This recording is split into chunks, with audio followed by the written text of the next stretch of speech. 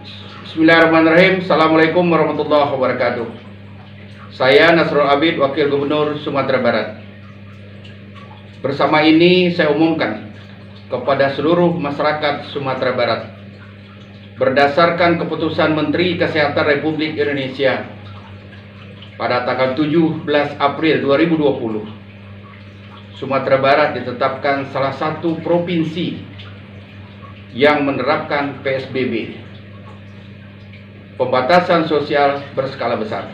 Untuk itu, menurut rencana akan diberlakukan mulai hari Rabu tanggal 22 April 2020 untuk tahap pertama selama 14 hari, berakhir tanggal 5 Mei 2020. Untuk itu, kepada seluruh masyarakat Sumatera Barat agar mematuhi.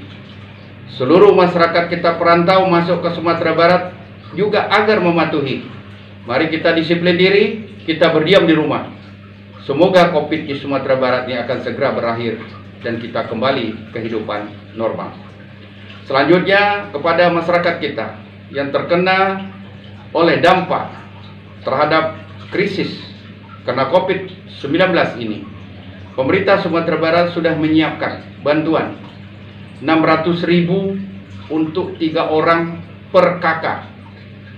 Jadi kita siapkan 215 miliar untuk bantuan keuangan selama 3 bulan, mulai bulan April, Mei, dan Juni.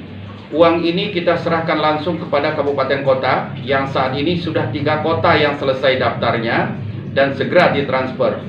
Bagi kabupaten kota yang belum, agar segera mengajukan ke provinsi dan uang ini segera kita transfer untuk dibagikan langsung kepada masyarakat kita agar mereka yang terdampak segera juga menikmatinya.